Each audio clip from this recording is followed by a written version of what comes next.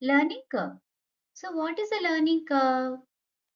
It is a graphical representation of the process of learning over a period of time. So it is representing the process of learning on a graph. So it shows the relationship between practice and performance. Okay, practice is time. How long do we practice and how much do we learn?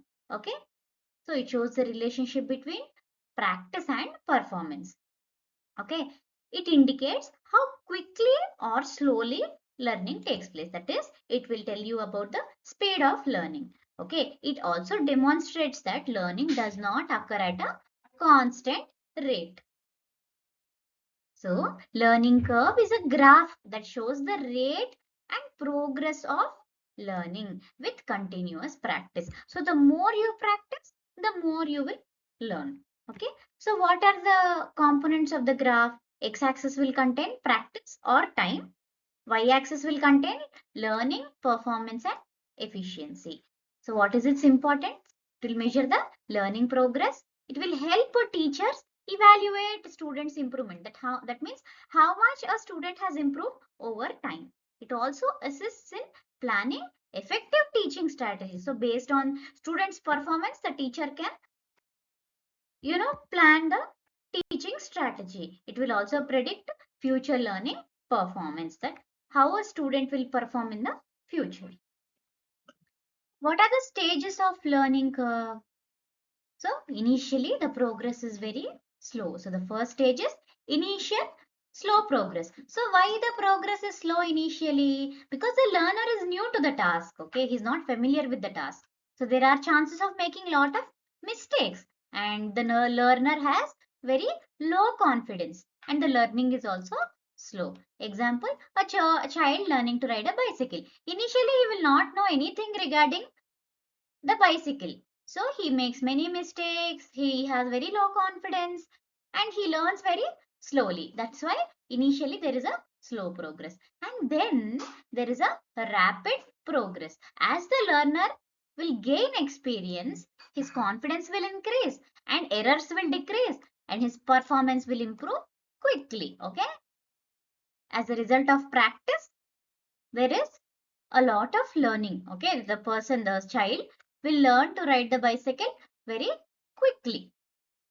Then the plateau stage. Okay, there is a temporary halt in the visible improvement. That means the improvement will come to a particular stage. Okay, learning will continue, but then the performance is constant. Okay, once the person reaches a particular stage, his learning will become constant. Okay, what are the causes of plateau? First, fatigue. Fatigue is tiredness. Then boredom, that work might not interest that child a lot. Lack of motivation and wrong learning method. Stress or illness and lack of proper feedback from teachers or elders. Then the fourth and the last stage is the mastery stage. Okay, once a person has overcome this plateau, that means after a person has overcome this halt or this fatigue, boredom, lack of motivation, after he overcomes all this, he will reach a stage of mastery. That means he will become skilled. The skill becomes automatic. He is high in accuracy and confidence. He makes very few mistakes and maximum performance is achieved.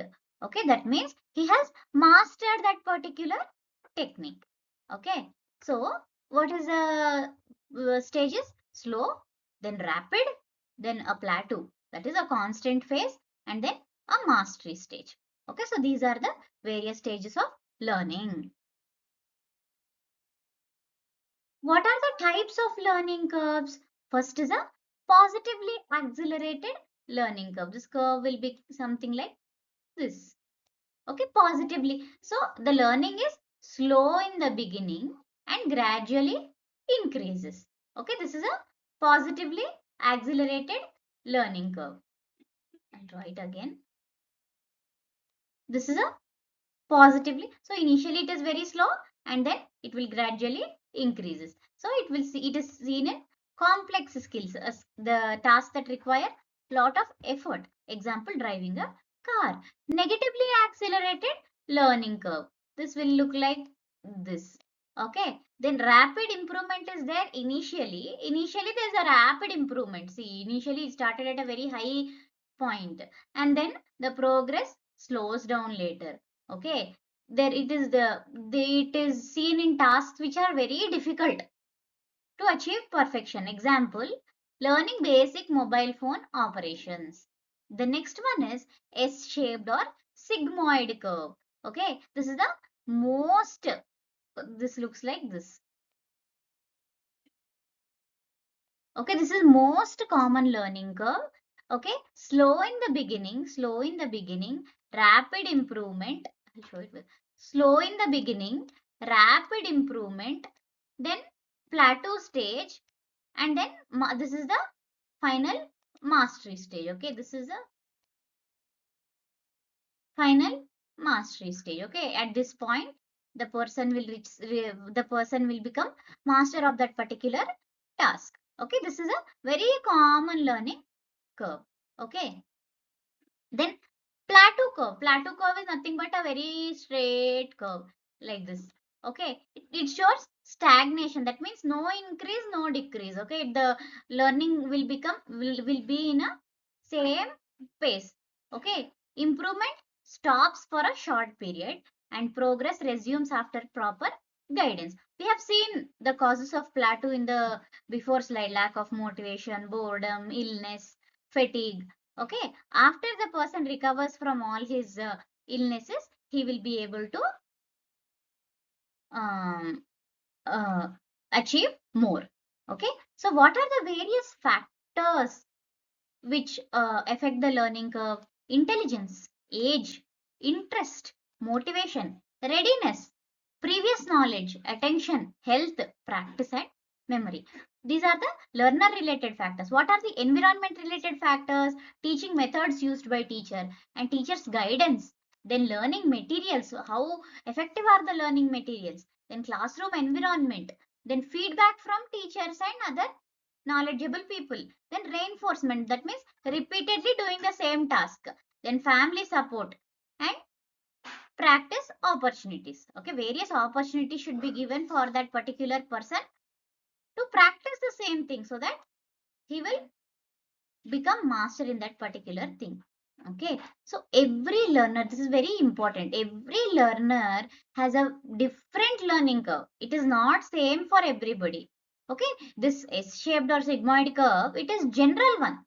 Okay, generally we are talking, but if we see specifically, every student or every child will have a different learning curve because learning speed varies from person to person. No, as simple as that. Okay, now what are the educational implications uh, of this learning curve? So teachers should provide regular practice. Okay, that means how can this learning curve be implemented in real life? Teacher should provide regular practice sessions, should motivate the learners continuously, and should keep giving immediate feedback is very important. Use positive reinforcement like gifts, then rewards, then praising the student. They all come under positive reinforcement. Then changing teaching methods whenever necessary. Okay, teacher should not stick to one particular teaching method. She should keep adapting to the various needs of the children. Provide rest during the plateau stage. Okay, when they lack motivation, when they are not physically fit, teacher should give them proper rest so that they recover and again come back on track.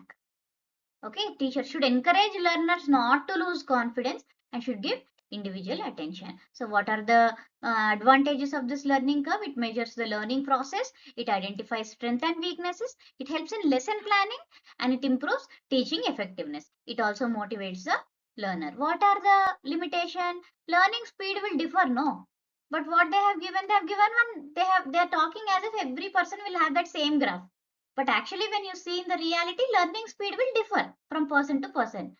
And external factors influence the performance. And not all learning will follow the same curve. Okay, this is a quick revision you can go through. Now, let us see the graph in detail. So, initially, the progress is very slow. See, very slowly the graph is growing. Okay, this is the initial very slow growth phase. Okay, then slowly it is progressing, rapid progress as familiarity, confidence increase and errors decrease. There is a rapid progress in the learning curve. Then it has reached a plateau state, that is temporary halt in the visible improvement. Okay, what are the possible causes of plateau we have seen? And then final stage of mastery. This is here at this particular stage a person will master the task. I hope you all liked it. Please like my video and comment, and please provide your valuable comments in the comment section below, and please subscribe to my channel. Thank you.